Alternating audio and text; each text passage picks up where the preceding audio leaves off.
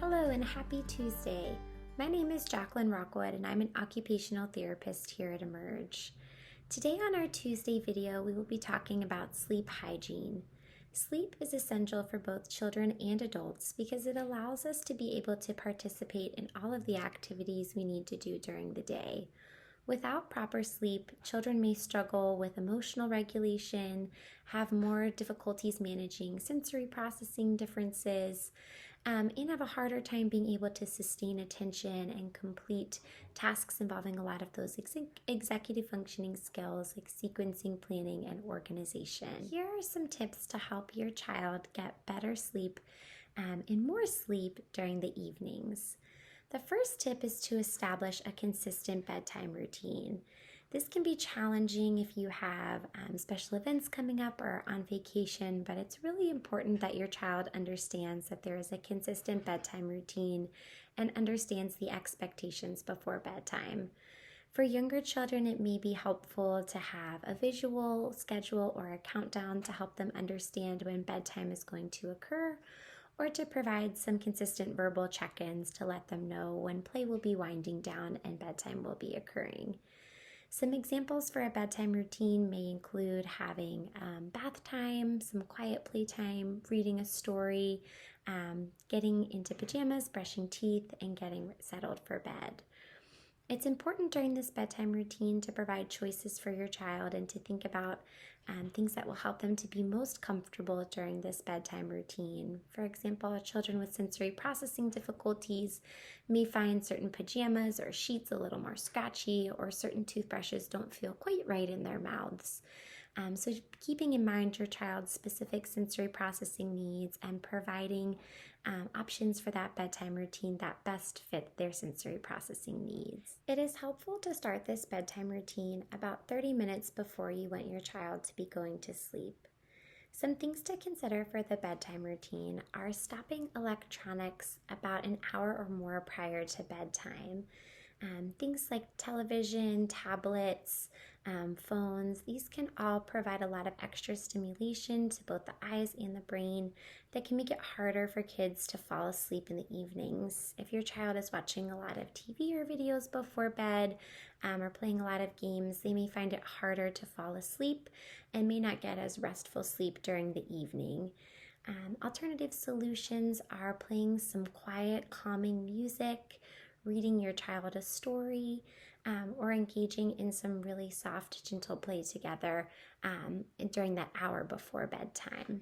During the day, you want to make sure that your child has a lot of opportunities for physical activity or exercise so that they are tired when bedtime really does roll around.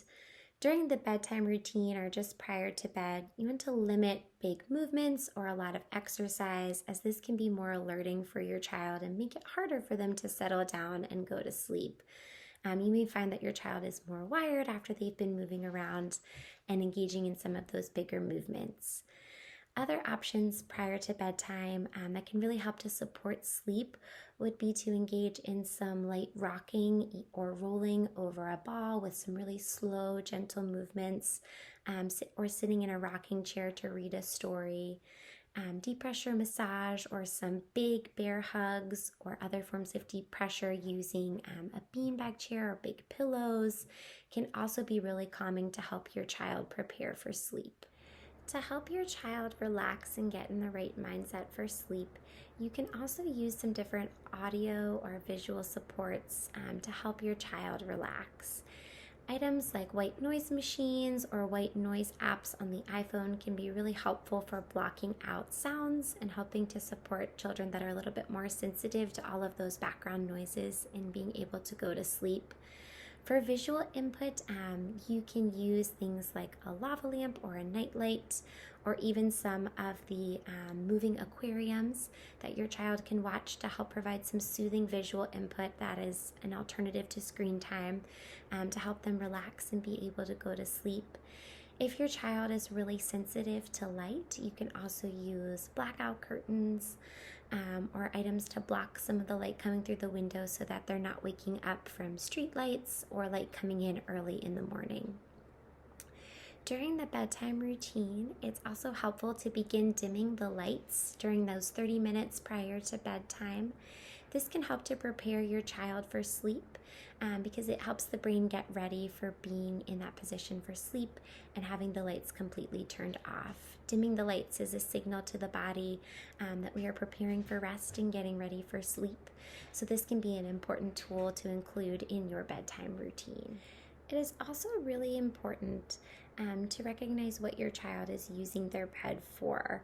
Beds should be reserved just for sleeping and having rest or quiet time.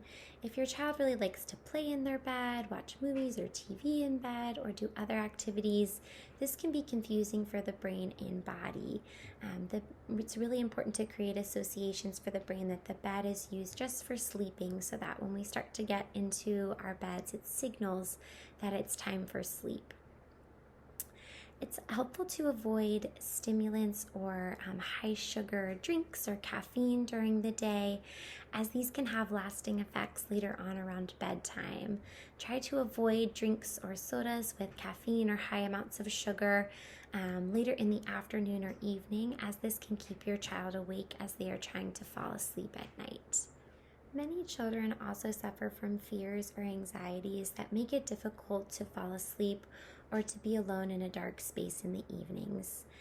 Help to protect your child and ease their fears during that bedtime routine. You can make checking for monsters or making sure the room is safe and secure part of that bedtime routine, and make it fun and engaging for your child, making sure that they're feeling comfortable and ready for sleep. You can use items like night lights to help children who are fearful of the dark.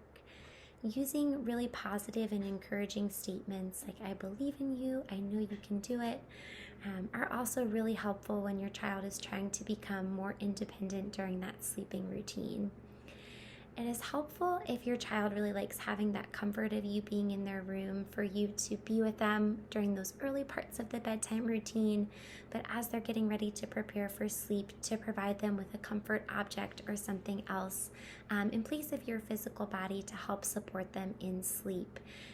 If you stay with them and they end up going to sleep and then you leave the room, this can be really upsetting when your child wakes up in the middle of the night and realizes that you're not there.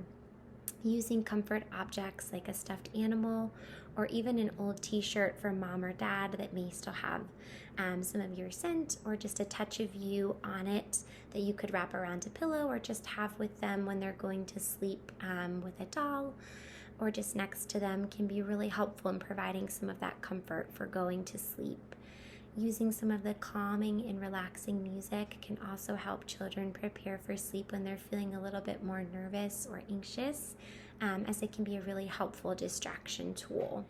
And remember, it's okay for your child to have their own ideas or preferences during their sleep or bedtime routine. If your child is not a huge fan of sleeping in their bed and gets great quality sleep sleeping on the floor with a pillow and blanket, that's okay. If your child has a tent that they like to sleep in or a more cozy corner, or they like to just sleep in a funny way in their bed, that's okay too. There's no set way for how we should be sleeping or how our bodies should be positioned. What's important is that your child is safe and is able to independently get out in and out of their sleeping space on their own and able to reach you if needed, if there is an emergency in the middle of the night, and that your child has an understanding of what the expectations are for that sleep routine. It's important in your child's space to remove visual distractions. Part of the bedtime routine can be helping to clean up toys so that they're not focused on items in their room while they're trying to go to sleep. And it's important to really limit all of the visuals that they can see when they're trying to fall asleep so that they're really able to shut off their minds and relax and be able to go through the process of learning that they've done all day and be able to develop more for the next day. Thank you for listening to our tips today on sleep hygiene. If you have questions or concerns about your child's sleeping habits or are concerned that your child is not getting enough sleep or good quality sleep during the evenings, please feel free to reach out to our team at Emerge. We will be happy to answer your questions at any time.